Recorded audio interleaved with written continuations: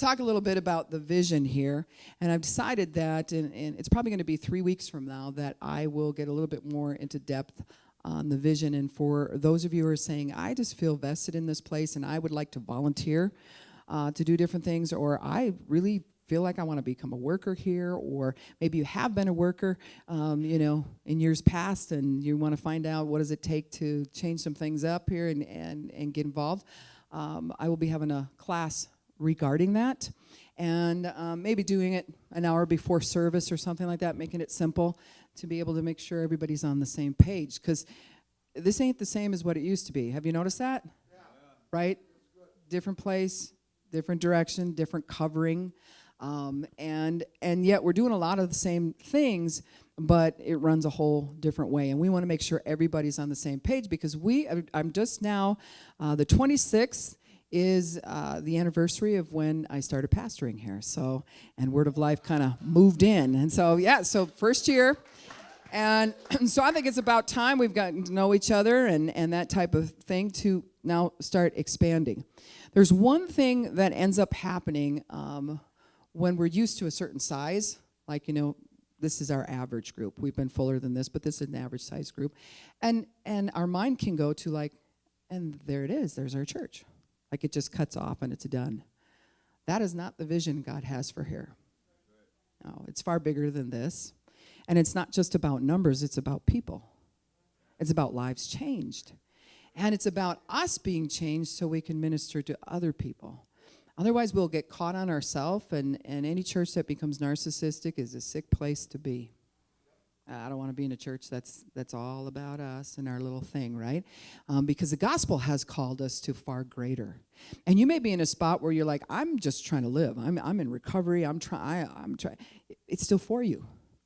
He's got great things ahead for you, and there's things that you can get involved in right now. We're going to open some of this stuff up, and you can be learning different things here as we go along. But there are rules to it.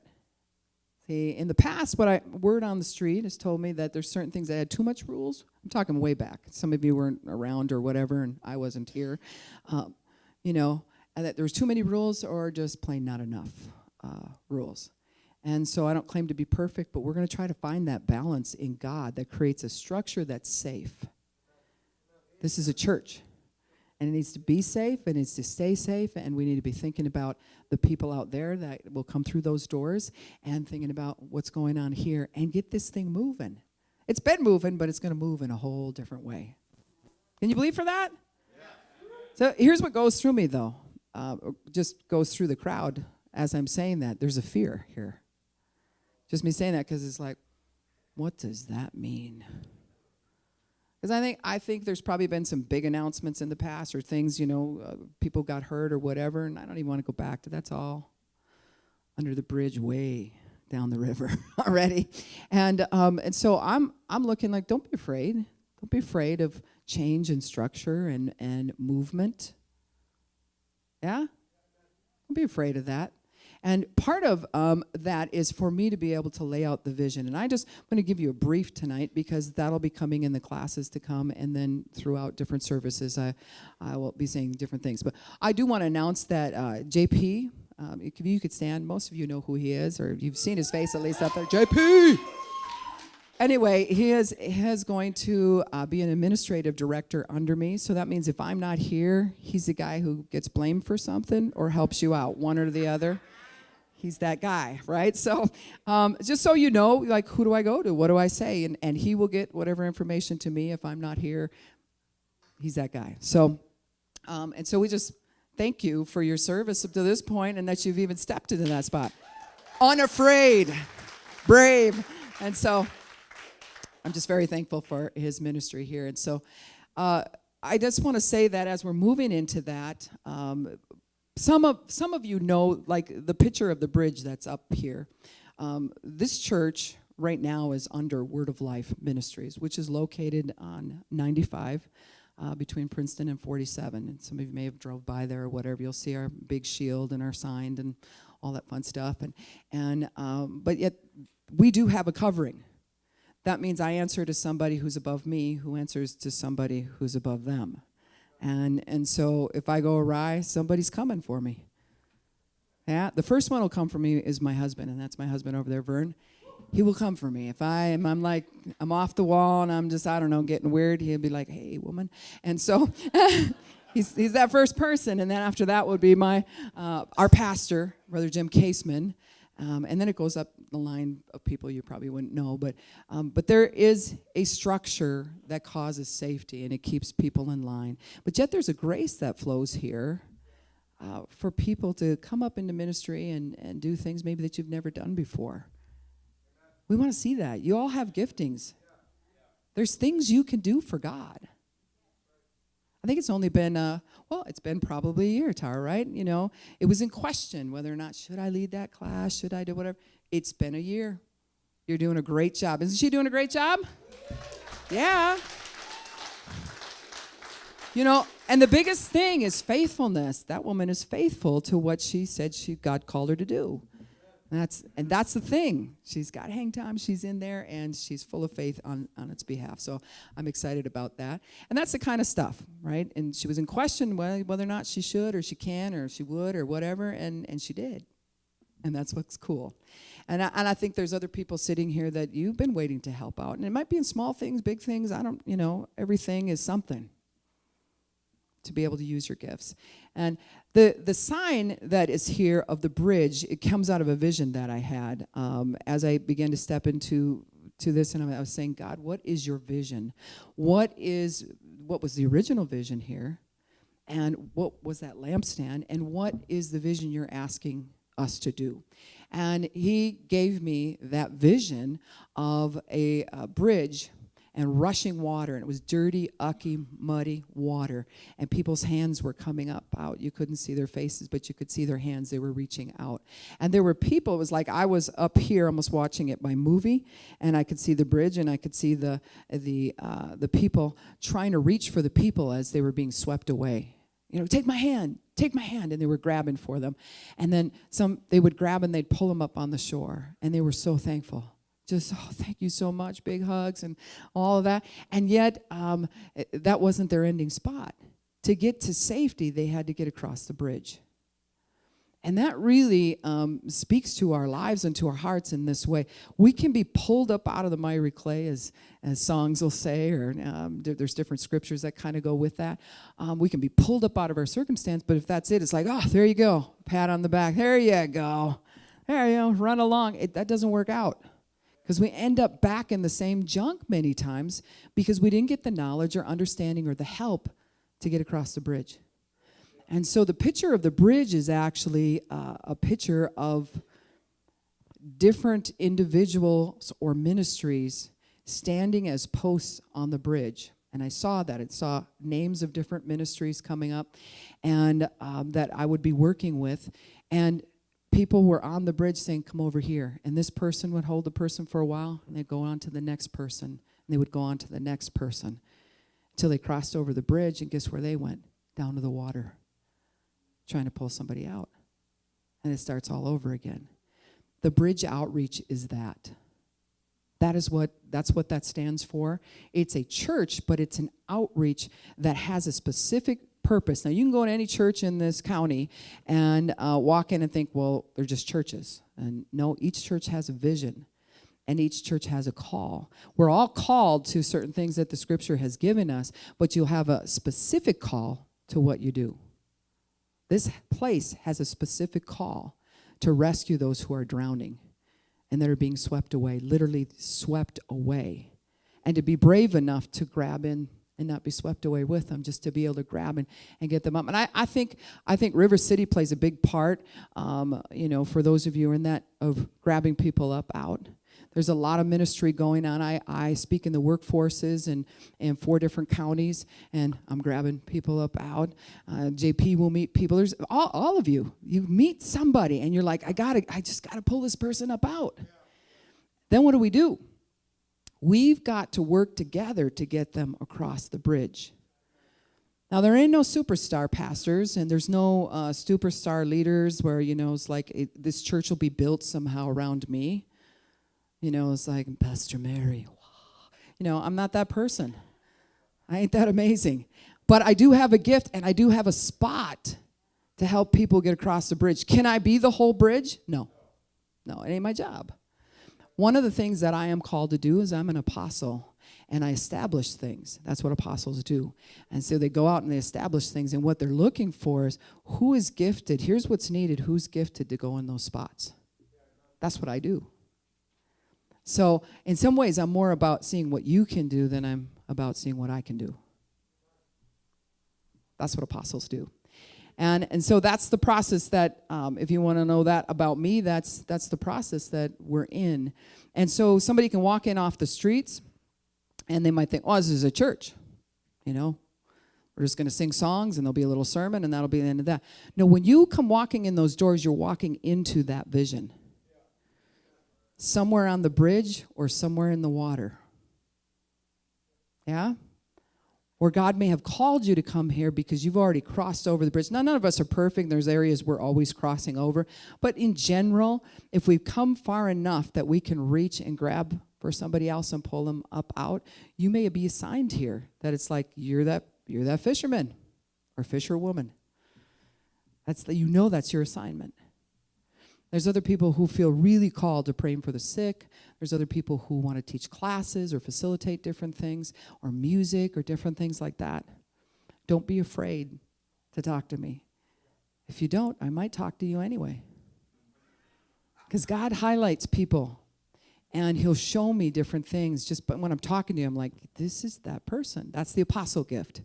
It's like that's that person, and I see it. And that's how things get established, right? And I never want it to be where, somebody says in the community, oh, you should hear what's going on the bridge. It's so amazing. Pastor Mary's so amazing. No, what? No. God is so amazing that he's brought us all together. I mean, what are the chances? None of us could produce this if we wanted to. It's by the Spirit of God that things get done. So I wanted to let you know that's what's going on, and that's the process that we're going to get into. So in the weeks to come, we'll have different people who are already ministering here just share a little bit, like Jolie over Ever Blessing. What is Ever Blessing? Well, it's a ministry that ever blesses. And blesses what? And so I want her to be able to share that. I mean, we're here to help, and as the finances come in to help fund that, that's something like the pillows being give out or gas cards or things like that. And she'll be sharing on that. So there's many different ministries going on. Some of you may think, well, there's a Bible study for women called Unshackled on Tuesdays. I already go to a Bible study. You might want to just come. Because there's Bible study, and then there's this. This is called Unshackled for a reason.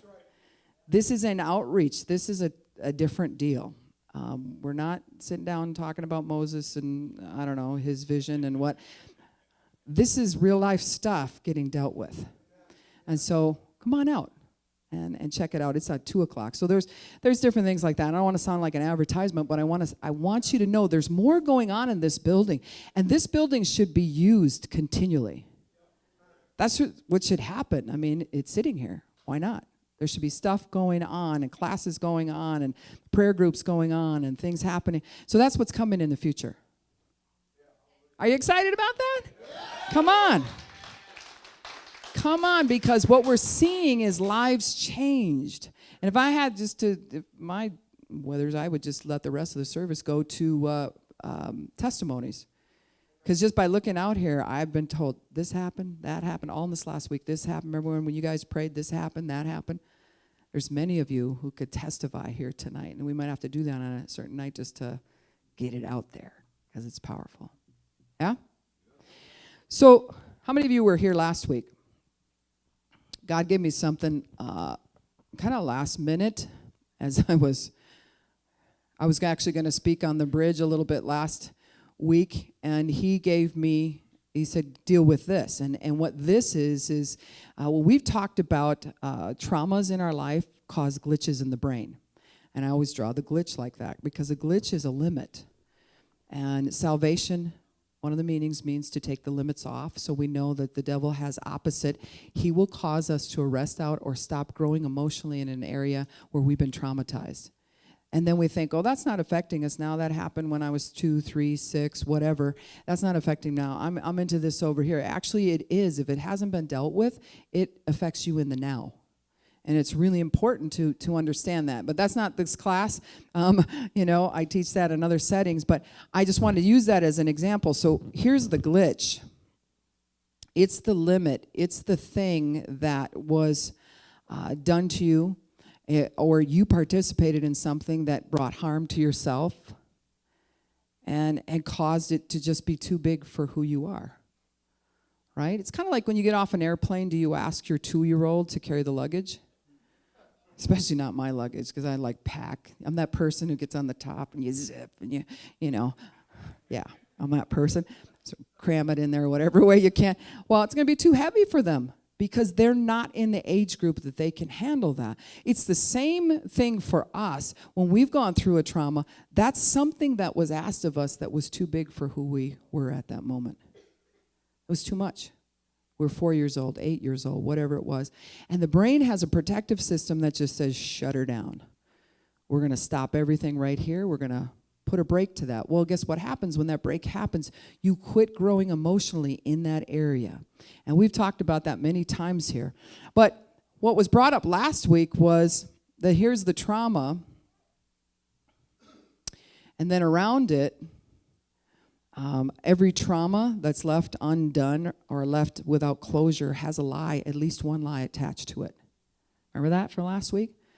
It's attached to it, and it protects the trauma.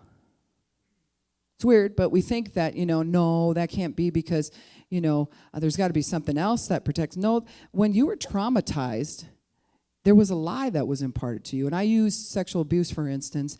When a child is sexually abused, there's lies that go just right away.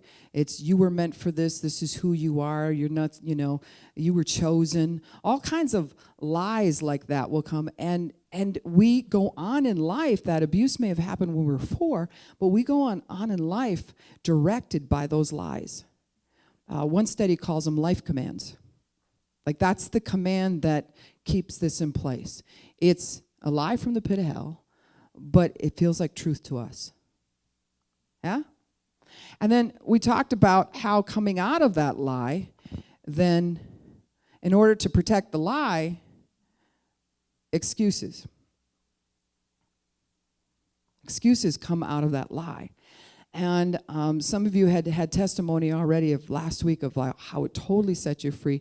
Just knowing that when they got in the prayer line, one lady said when she got in the prayer line, she was praying and dealing with, I don't want any more excuses. And God, I want you to show me the lie. And as she was praying, the lie just came out of her. And it shocked her. She was like, what? She had never identified it before, but it came out. And it totally set her free, because once you say no more excuses, then you have to deal with the lie before you get to the pain.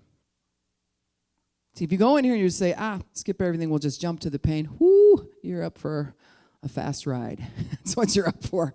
I mean, because the lie will turn on you, all the excuses will be there, everything will get amplified. Where if we identify where it is in our life we're making excuses, and then what lie am I protecting about myself? People do it all the time financially. We'll have lies. You can watch people in the grocery store at Walmart, and their child is saying, "But mommy, how come I can't buy this toy?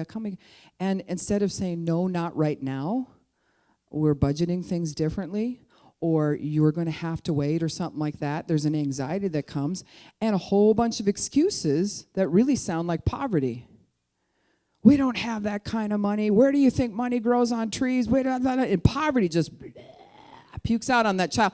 And the kid's just like, I just want to know if I could have the truck. That's all I was asking, right? That's what they're thinking. And yet we go, blah. And any lie that had to do with our needs being met, or the lack thereof, comes out on our child. And so we say things that we don't necessarily need to say. They don't need all those excuses. Sometimes with my children, when they're little, I just said no. And they'd say, why? Because I said no. I'm the mom. Right? And sometimes as adults, we need to learn how, hey, no is no. And I guess it's a no. I don't know why, but it's no. We need to be in that spot where we're able to do that. And yet, a lot of times, the excuses, if we watch what's coming out of our mouth, it'll show us what lie we're living under. So if you take an addiction, for instance, and, somebody says, man, you really need to quit doing that. That is killing you. The first thing that will come up is excuses. Well, actually, for some of us, it might not be an excuse. To protect the excuse might be a whole nother barrier, right? Who are you to tell me what to do? Man, get out of my face. And that's a barrier while you're coming up with, like, I don't know what to say to this person. And then the excuses will flow. Blah, blah, blah. It'll come out every which way. And what it's trying to do is protect the lie, isn't it? So there's something about, as we're moving into getting rid of this, we're moving into literally coming to a place of obedience. So we'll look at this, and most of the time we'll be like, oh, we need this pain healed. That's what's needed, right? A lot of times, if we just had that person, if we just had someone who loved us enough, which really is an excuse. If we could have, if we would have, and it would be so nice, and if my girlfriend, my boyfriend, or whatever, if they just bought me this. These are all of our grandiose dreams that really come out of an arrestment, because this is childlike thinking. And children, when they get traumatized, go into fantasy land, right? So we'll reach for fantasy stuff, like, I just always dreamt of this. It would be so nice if someone just swept me away, and it would just be so. No, let's go and look at what's going on. Where do we have a temper that's protecting our excuses? What do we have that's protecting those excuses? And then we definitely need to disarm the lie. Now, when disarming the lie, you can get at the excuses right up front. It's work. It's work. How many of you have tried that this last week? Like, no excuses. Man, that's hard. I can't make an excuse for this. Because some of it, it's like we'll lie to make an excuse. But the lie that we're believing about ourselves is underneath that. That one's a little bit rougher, because we are loyal to how we've been sinned against. We hate it, but we've become it. You see that? The very thing you hate many times, you'll become. It's like I used to say, I hate my father, I hate him, and I look in the mirror and I'm like, man, do I look like my dad? I act like my dad, I talk like my dad. And I would have to say, out of both of my parents, I'm the most like my father. And I don't hate him anymore, but I sure did when I was younger. And, and I look at that, the very thing that we hate many times is we become, I hate this, that pain is there, and I don't know what to do with it, and it'll get that lie thicker and thicker, and the excuses that will come out to protect that lie will be incredible. Thick. But the choice we make to say no more excuses takes us to that next place. And I didn't want to just deal with that last week and leave you hang there like, yeah, go ahead. Because as soon as you say no to excuses, you've hit the lie zone. And now you're entering pain city. once you start to face that lie. And that's where confusion is. Because usually when we've been traumatized in some way, we're not sure what truth is. So we have fragmented truth. We have like 5 different things we choose from, or maybe it's this. I don't know, maybe it's that. Well, maybe this happened to me because of this. Maybe that. And we'll jump all over the place. And sometimes to the point, some people will say it's like someone doing this in their face. That's how it feels in their brain. They're jumping between trying to problem solve this 15 different ways. And they're looking at all of these different things and can't figure out which one is truth. Because the lie is so syrupy and it's so convincing. This is all you'll ever be. Really? That's a lie from the pit of hell. Remember I said that's fun to say that? It is. It's fun. You should try it. And so, especially when you start to mean it, it's like, that's from the pit of hell. I mean, it's just, there's power in it. Anyways, and so here, when we're getting down to the lie, we're actually looking to disarm something that has tied itself into our character. It like spider webbed right into who we are. And so then we go, where's the lie? It gets that syrupy. It gets that confusing. And God has not given us a spirit of fear. He's not given us confusion. He's given us a sound mind. Well, then why do I get so whacked out? People will say. If that's what is, that's our statement of faith that we stand under to bring ourselves back to the place that God originated it. He's not about confusion. To see the lie and face that requires change in us. Well, here's the part that ticks us off. I didn't traumatize me. Most of the time, as a child, as you're growing up and that lie got implanted, it's like somebody else traumatized me. Some situation traumatized me. Why do I have all the work of disarming the lie? This is a ripoff. I have to forgive people. I have to. Why do I have to? I'm the one dreaming about it. And they're like going on with their life. Doesn't seem to even bother them. And we get caught in that confusion also, where it's like we just can't settle that. And there comes a place where we have to let go. We have to let go. We have to drop who's attached to our pain and just say, it ain't about them anymore. It's about me. And I got to do what I got to do. It's my thing. I'm going to own it, and I'm going to step up, and I'm going to walk through it. Because I'm wasting so much time. And some of us, it's been years. It's the other person. It's my parents. It's this. It's the other thing. It's like, and did all those things happen? Probably. Right? Like I said, I could write a book, big old thick book on what's happened to me. But did I cause those things? The majority not. But they happened to me, and they're in me. And I can't go to somebody else. I can't go to you and say, I'm trying to resolve what's happening to me. If I just would deal with you, then this would all go away. I have to deal with me. See it?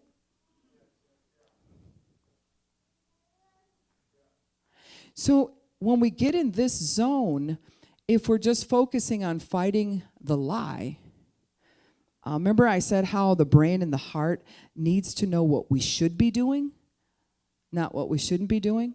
You give yourself permission to go and do what you should be doing. Like you get up in the morning and you go, I'm not going to do drugs. I'm not going to do drugs. I'm not going to do drugs. No, I'm not doing it. I'm not doing it. I said I'm not doing it. I'm not doing it. Oh, I am not. And then we come up with some punishment even. If you do it, it's going to be. Well, you're focusing on that. And the lie speaks louder and louder at you. It's like, I got him. But when you say something completely opposite, like, that's what I really want to do, but this is what I should be doing. I'm going to turn my back on what I want to do and look over here. Look at what I should be doing. I'm going to do some of that. And I can do this and I can do that. And you're giving yourself permission to go and do something. It changes. But if you get caught up in the I'm not going and you're white knuckling anything, I don't care if it's yelling at your husband or whatever. I mean, if you're white knuckling that, you're going to do it. Because the war you're fighting then becomes a war of the flesh. When we turn and we say, this is what I should be doing, that's the path that God's offered. And he's like, here, I'll empower you. Come on. Come on. He's not empowering us to fight on the other way. That's our fight. That's a dirty fight. It's downright dirty. And we almost lose every time. And so to look at this and say, where does obedience come in? Well, obedience is tied to and should be tied to absolute truth.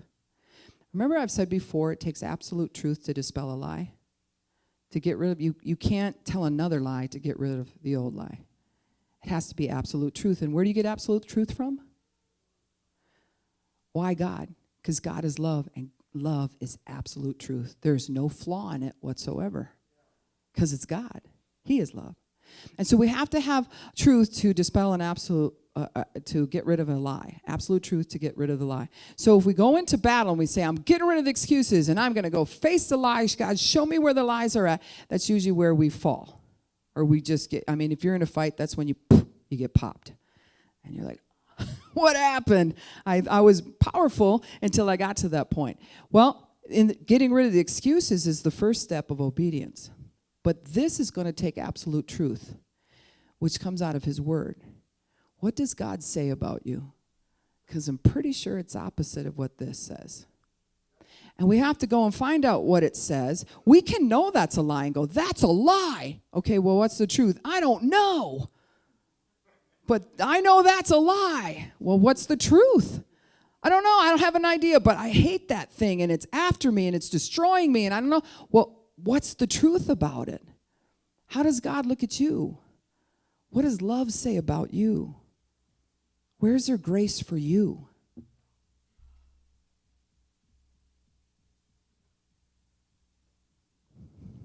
Because once we find that out, then we have a choice then. So obedience is down. Let's say it's here, and here's the lie. Now we've got those two avenues. We say no more excuses, and the lie comes up, and we go, that's a lie. And I'm going to, and then God says, I want you to go over here. Yeah, but that's a lie. Yeah, but pay attention to me. Come over this way. That'll be the first step. He's usually not going to give you something like so amazing, like, here's your whole life plan, and I'll plan it all out, and you just go that way. He's going to give you, turn and look at me, right here, pay attention. That's what God does with us. Because we're like, yeah, but that's a lie. You ever have kids fighting, and you break them up? Right, and they're like, he hit me. Well, I'm like, okay, calm down. No, but you know, and they'll just, and they'll just go on, and they're like hysterical. And you're actually there on that child's behalf, but they can't hear it because they've like lost it. And then they end up getting in trouble when if you clearly could have came in, and said, here's the deal. You should not be hitting, or whatever, and dress it and deal with that other child. You could do that.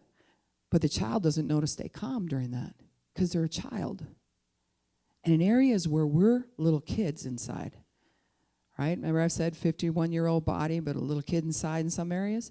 That's the area we get hysterical, and we get fixed on the lie. And that lie, it lied to me, and look what it did to me, and look what it's doing to me now, and you don't understand, and every single time. And God's like, hello, over here, calm down. I need you to breathe. Just breathe. Come this way. And then what it'll do is it'll challenge when he says come this way. What happens with kids when we do that? To us, it's like, I'm going to settle this. No big deal. To them, they turn and they look at you and they go, yeah, but. And what comes back out again? All the excuses. Yeah, but he hit me first. I know. I'm trying to settle that. Come this way. Yeah, but you don't understand. We do the same thing. We do the same thing, being pulled up out of that, and that lie will wrestle with this like that. It's a fight. But to walk this way, we have to humble ourselves in a way of saying, where's your voice, God? I need you. I need you. I need you. And just turn. If that's all we can say is, I need you. Turn away from the lie and find him. But the thing is, we'll have been lied to so many times, and when we go to deal with it, we're used to arguing with this over and over. You ever start out an argument, and you think you know what you're arguing about, and like half hour later, you're like, I don't even know anymore what we're mad about. Ever do that? You're like, but everybody's at, Top Gun, we're ready to roll on this thing, and it's we don't even know what we're arguing about anymore. That's what that can do. The lie can start speaking in such a way that we're used to arguing with it. And yeah, but you don't understand. Oh, I guess that is the truth. No, it's not the truth. And we're going back and forth with it like that it wears us out. And then we'll come through those doors just dragging. Come in. And if it happens long enough, you'll lose hope. And that's the point of the lie. Because faith operates when hope is alive. Truth of the matter is, we have faith operating either way. We have faith toward the lie or toward the truth. But for us to operate in the truth of God, we have to be in hope. There has to be something that says, come here, over here, let's talk about it. I'll lay out a plan for you. I've laid out a plan for you. Let me show you that plan. It's a good plan. Yeah, but you don't understand. Yeah, but this is what happened. Yeah, but I don't even know if that's a word. Yeah, but.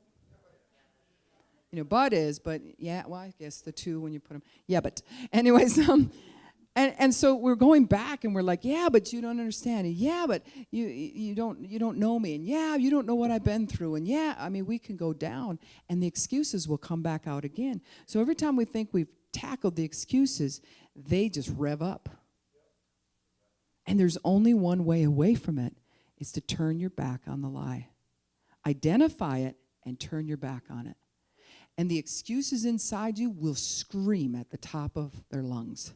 And the lie will call out to you, and it'll reach toward you. Let's say you're headed that way. It'll reach to you like with claws. Get back here.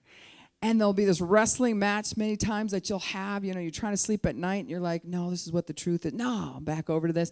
And we wrestle around with it. We've got to come to a point that no excuses, no lies, and I'm turning my back on it. Once it's identified, I'm out. I just wonder what would happen if Eve would have just stopped talking to the snake.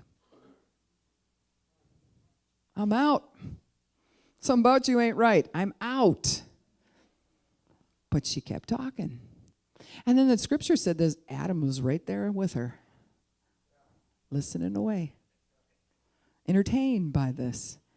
Goes opposite of what the Father said, but still, it's something about it that just sounds good. That's how lies work. And they're built into us. When they start at a young age, they will continue to build and get thicker and thicker in this wall. And we'll say, no, it's the pain. No, actually, the main thing we're dealing with is the lie. It's the thing blocking you from receiving God's love. Because you remove the lie, all grace unto you. That pain just leaves. You remove the lie, the ability to step out and just say, God's got it, and be free in that, there's so much peace. And healing just will take place. You go after the pain and the pain alone, and you don't disarm the lie, you're up for a fight and a battle. That'll get messy, because you'll start dancing between these two things. Go after the lie and disarm it. And the biggest thing you do is to disarm it is, number one, you identify it. That's a lie. Number two, you walk away from it. You don't embrace it. When we receive something from God, and my husband's done an illustration with a football, like if I was going to throw a football, boom, and you catch that, you're the receiver. Ooh, you got it. And you've received what was thrown your way. And you embrace it as one of the words to receiving. You hold on to it. It is dear to you. You're not letting it go. Well, hard to receive something when there's a lie blocking where you need to receive it into. So we identify the lie, and we step out from it and say, I'm a receiver here. What do you want me to go along? What do you want me to do? And he throws the truth our way, and we embrace it, and you go the opposite way from the lie.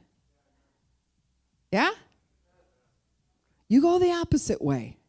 And anytime that lie comes up, you go, nope, I'm going this way. Remember I said last week about giving? God's had me, sometimes I'm like, there'll be a lie that'll come up, like if you give your money into the offering, you're not going to have enough gas money, and your kids will starve, and you'll end up out on the street. I mean, it'll just go down this whole thing. That's what it was like years ago for me. And so then God would just ask me to give the whole thing. Whatever I had in my wallet, just give that. And it's like, let me tell you, that disarmed a lie. Because this is the thing, when I sort of gave, the lie still ruled. But when I addressed it and just went, bam, unleashed. Now the usher just took off with it. I could chase him down and get it back, but I'm probably not going to do that. So it's gone, right? And so what I did then is I turned my back on the lie. Poverty, you cannot have me. No. I'm going the other way. So when we identify something and we deal with it now truth, we'll get somewhere. If you play with it, it'll get you. Because see, now we're in that area of the mind where we're wandering around, where we're contemplating the lie. No, I don't think so. Well, I'm not really sure. Now, maybe. And we give place to the devil, is what the word says. Like, I guess here's your place. Once we do that, now we're in fight with the lie again. Now it's dominating us. We don't want to give place to him whatsoever. Do we want this pain healed? And do we want to mature? Absolutely. But we're going to fight the good fight of faith. And part of that is knowing what the truth is. And then turning our back on it. Have you ever done that with a piece of cake? Isn't it funny how, like, no, we take something like murder or something like that. It's like, oh yeah, that would just, but let's really get down to the real world. We say we're not eating any more of that cake, and you're laying in bed and it calls you. It's like, I'm down here. I'm lovely. I'm fluffy. Come to me, And then especially if there's chemicals, like some of the frostings have a lot of chemicals in it, and they just call to your body. And you're like, no, I'm not going to do that. And you wrestle, and you're back and forth. And sometimes it's the small things like that if we don't disarm the lie, we're going to eat the cake. But here's the weird part. If you start with the small things and you fall for them, you'll fall easier for the big things. It's in the small things many times that we have to have victory. A small thing can be this. I mean, have you ever wrestled with, you just got a new job and the alarm goes off, but I don't know, this is the day you could really sleep in. Sunday mornings, most people say if there's ever a day to sleep in, it's Sunday mornings. Nobody knows why. It's just like your flesh is like, yes. And you're laying there, and that's the day, and your bed feels more comfortable that day, and everything, the temperature is just right. Kids don't even wake up. We don't know why the kids don't wake up. They're still sleeping. On Sundays, that's the way that it works. There's a war in that, and that's a small thing. Because, see, to not get up and go to that job, you believe a lie about yourself. The lie is, this isn't going to work out in the end anyway, so I might as well stay in bed. I've never been at a job for this long anyway. So why not start now sabotaging it? See, there's a lie there. And it can just be not getting out of bed when the alarm goes off. But we don't think of those things as anything big. They're big things because it's the little things that spoil things. It's the little foxes that spoil the vine. And so we'll try to conquer only if big things come away. And I think Christians do that in general, where, we have the big sins. We categorize sin. We're like, here's the big sin. And as long as I'm not doing that, I'm good. Well, there's all kinds of areas we can be disobedient. What are we supposed to be obedient to? The Spirit, right? And what does the Spirit of God show us? God's love. So literally, He's asking us to be obedient to His love. This is the best way. Here's the way. Walk you in it. Here, I've made the path for you. I've made it straight. This is where you're safe. Here's your structure. I love you so much. Come on this way. This is the way. The truth is here. The life is here. Come on over to this way. There's nothing bad in that. But in the little things, we'll turn our back and go the other way. In the little things. If your alarm goes up or goes off, get out of bed. Go to your job. But I don't feel like it. I don't think I'm going to be successful. And I could just see this whole thing's going to come to an end anyway. And so, then here's the excuses. Maybe it's not even a job for me. I'm not even sure why I filled out the application. And I don't really like the lady who works at the front desk. And I blah, blah, blah, blah, blah. All the excuses come. You got to grab that now, because if you mess with that one little thing, you'll fall for even bigger things. Yeah?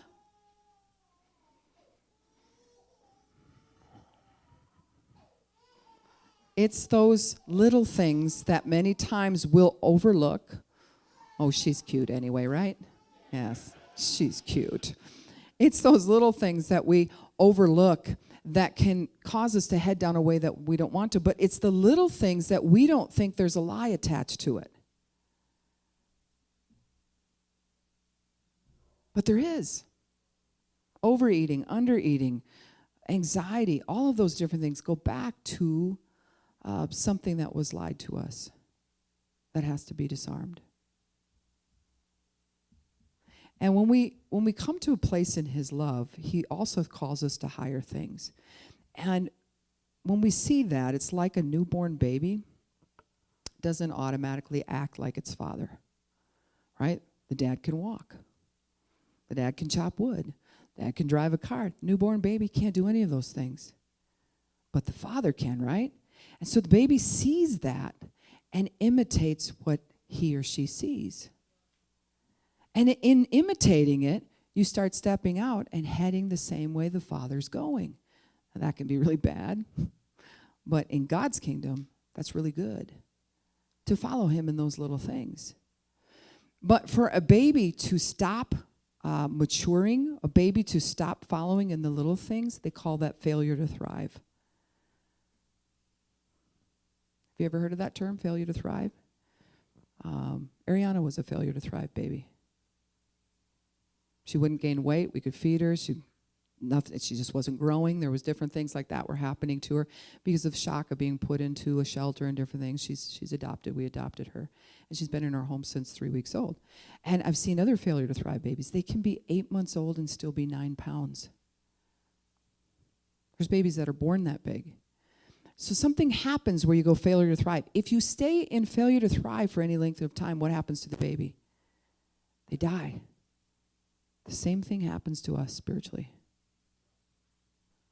We don't see the love of the Father. We don't know where to go. We become failure to thrive. So a lot of us came into the kingdom like that, failure to thrive babies. I was one. Yeah, I was like, I am starved to death. I'm dying out here. I need touch. I need comfort. I need all kinds of different things. That's where we start. But down the line, then, that we start imitating the Father. It's amazing. I talked to a chiropractor, and he said, you'll see little guys, if their dad walks with a limp, kind of does this. Toddlers, they'll gauge like that because they think that's how they're supposed to walk. They'll lean to the side many times because they're watching their father.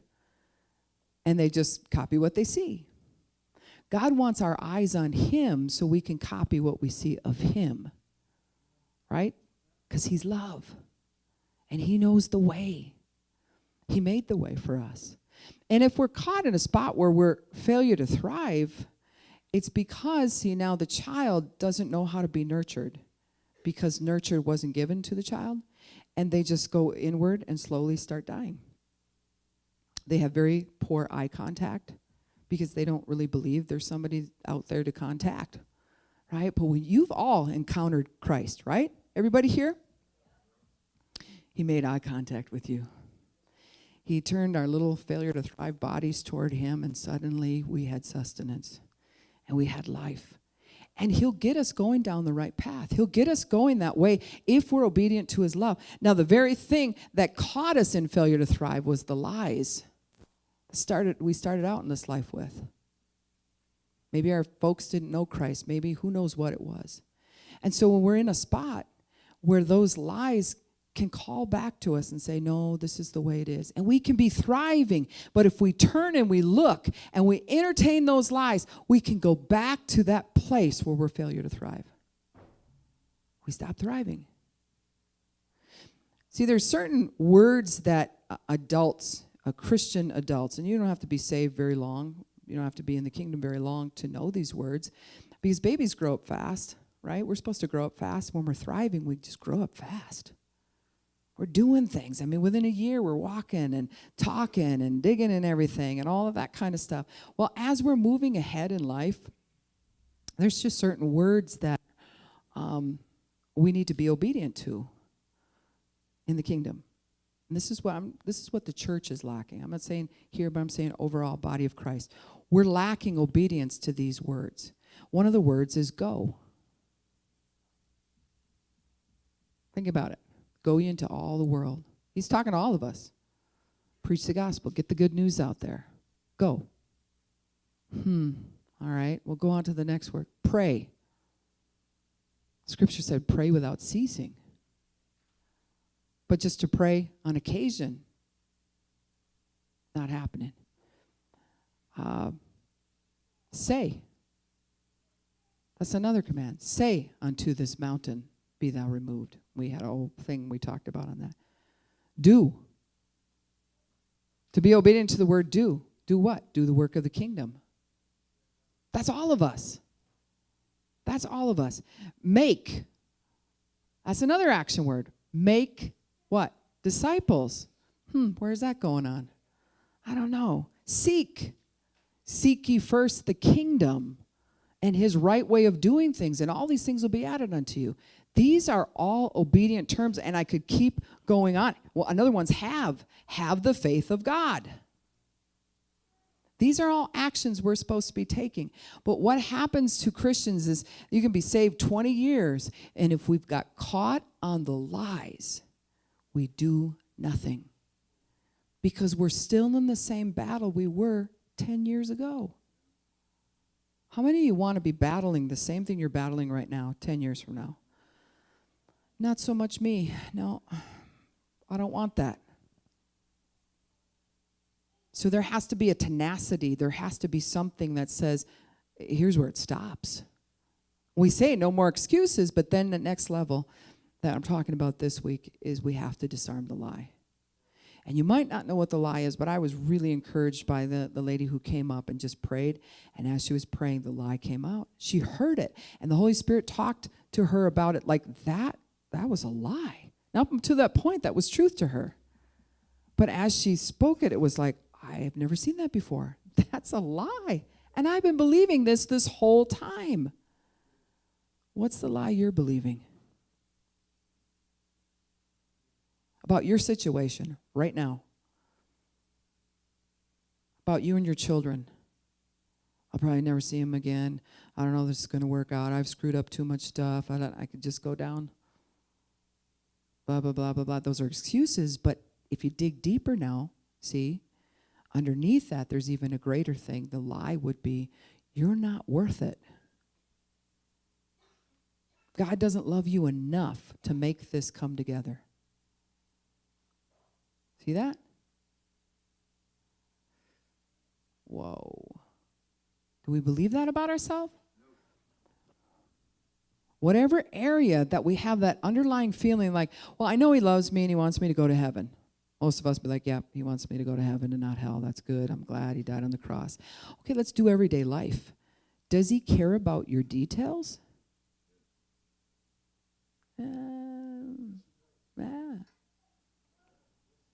Kind of like when I ask people in their prayer line and we're going down and we're going to pray for them for healing, I'll say, do you believe that God can heal you? And 100% of the people, most of the time, will say, yes. Well, will he? Right here, right now. I don't know. It's his will for you to be healed. What's the point of coming in the prayer line for prayer if this is a Russian roulette game? Maybe he will, maybe he won't. We don't, Maybe he'll save you, maybe he won't. Comes back down to that. We don't want to get into that. So it's the lie that he's positioned us in, and it's usually opposite of his absolute love, which is truth. I loved you enough. I died on the cross for you, and I made a way for you, and I have plans for you that are good, and I'm a good, good father, and I love you. These are all truth. And we hear it, we go, yeah, that's just how he does it for that other person over there. I know he can, but I don't know if he'll do that for me. Why? Because there's a lie there that says you're not worth it. Where did that come from? Give that girl a star right there. We should have little stickers, right? You had them in Sunday school. We could have them here too. That was awesome. It comes from the pit of hell. It comes by our surroundings. It comes by loss. It comes through all kinds of different things, but it's still a lie. He is here to heal us, deliver us, change us. And if I ask you, the majority of you would say, yes, that's true. Then will he do it for you right here, right now? That That's where we're in question. And that's a good way to find out if there's a lie lurking around. Put yourself to the test like that. Well, then I'm going to believe God for. And if you get that, I don't know if he's going to do this. I'm way out there in left field. Maybe I'm taking it too far. I don't know if that word was for me. Maybe this is not. Maybe I sinned yesterday. I don't know if he's going to listen to me. We can just go down all of the stuff which really says his forgiveness was not enough.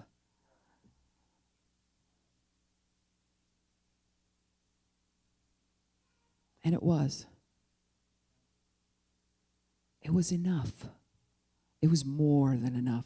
I like to say that because one of the names for the Father is El Shaddai, and he is the God of more than enough. Psalms 23 talks about he pouring the oil, and our cup runneth over. He's not the God who gives you a little bit. He's like, that's him. But we're the people who have to be able to receive it. God can be all around us, but if our receiver is shut off, we got nothing. He's not going to break in and break down everything and be like, I am here. He's here right now. Let's stand. What's the lie that's going on in your life? He's going to disarm this if you let him. If you let him, he'll disarm it. And all it takes is just going before him and saying, God, I need this lie exposed. I want to walk away from it, but I need to know the truth to speak to it before I do, in that sense of like, I need to know that this is a lie. How do you know that it's a lie? Because you've found out the truth. Yeah? The truth is he loves you, and he always has, and he always will.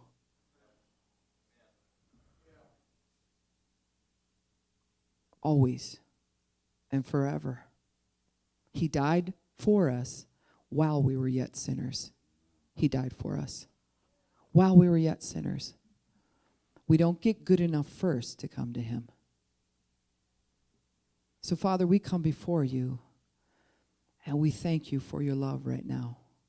And I am asking on behalf of all the people here, and myself in the areas wherever I'm believing a lie, that you would loose our hearts free right here, right now, to be able to see what's really going on inside of ourselves. That we'd see it, identify it, and note where the lies are at. This is supernatural. This can only be done by the Spirit of God. Reveal it to our hearts, Lord. Cause us to come to a new understanding. Cause us to be changed. In Jesus' name.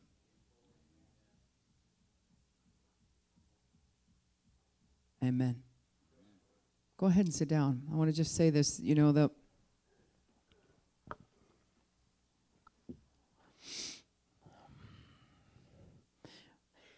when something in the past did not come my way, that the Bible clearly said belongs to me, whether it be prosperity, health, or whatever, the first thing we end up doing a lot of times, when this would happen to me, I would do this just the same as I see other people do. The blame game goes out. Well, God wasn't there for me, or I'm damaged too much, and here comes the excuses, right? And I've learned now to, if I walk away and I've been believing God for something and it does not manifest, I go back to me. And I don't go back to me in a condemnation way of like, what's wrong with me? And I must be sin. This must be something I'm paying for my past sin, or any of that kind of stuff. This is where I go back to me. Why am I not able to receive this? Because nothing's changed on God's part. Nothing. What's going on inside of me that I'm not able to just go, free gift, mine, thank you, and walk off with it? Mine, no, mine, I embraced it, it's mine, don't touch it, it's mine, belongs to me. What inside of me, whenever you're in a prayer line and you're doing the jiggy thing inside where it's just like, I hope this is going to happen, I really want this to happen, but I'm not sure this is going to happen. Well, your receiver is all over the place. Years ago, my husband put up one of these big satellite dishes. You know, they used to, I don't know that anybody does this anymore, but on the farm in the middle of North Dakota, big old satellite dish and you had to focus it a certain way. Now they have the little things, but this was way taller than I am. I mean, it was huge. And it took a lot, and then you'd have somebody in the house, nope, it's not there yet. Go a little bit, and then you turn the thing, you know. If the wind came and blew it off, then, you know, you had to start over. So it had to be mounted in the exact place for the exact channels that you wanted. And I don't know that God's asking us to be exact, but he does want our receiver on. I've received some times where I was like, the satellite dish was like, where are you? I don't even know. Where? But I'm looking, right? So he honors that. I'm like, I'm seeking you. I'm lost. Where? And I get an answer to prayer in that. Not because I had it perfectly right on the right channel, because I was looking for an answer. I'm seeking him. And his word promises me, I will find. I'll find it. Keep looking. Keep looking. And then as we're looking, no excuses. And note any lies that come up. Because it's your job at that point to say what needs to be said. That's a lie from the pit of hell. And send it back to where it came from. Don't wrestle around with it. And don't get caught in your past. Don't let your past determine where you're going. Let the truth of God and the love of God determine where you're going. This is what my past says, but this is what God says about my future. Totally different thing. If my life was determined by my past, I probably wouldn't be here. That'd be bad. I don't even want to imagine what path I'd be down. But just because of his truth and turning toward him, man, he's taking me places. I don't know where I'm going to go next. Where are you going to go? Are you going toward the truth? Yeah. So what do you think, Mike? You're turning it, right? Right? Your satellite dish might be all over the place right now, but you're like, I'm heat-seeking God. What is this thing, right? And I think you're right on the right place. And I'm proud of you, man. Yeah. And I know others here, same thing. You're like, I just gotta find that spot. But even when we're looking, grace is to us, just turn your receiver on. Be open to him. If we're able to say yes, then there's no real lie there blocking it. But when we go to say yes, and it's like except for and maybe and I'm not sure, and well, we'll just wait on God and we'll see, and maybe I need somebody else to pray for me and all that stuff, it's not God. It's not God. There's a lie there that needs to be disarmed. Have a beautiful week.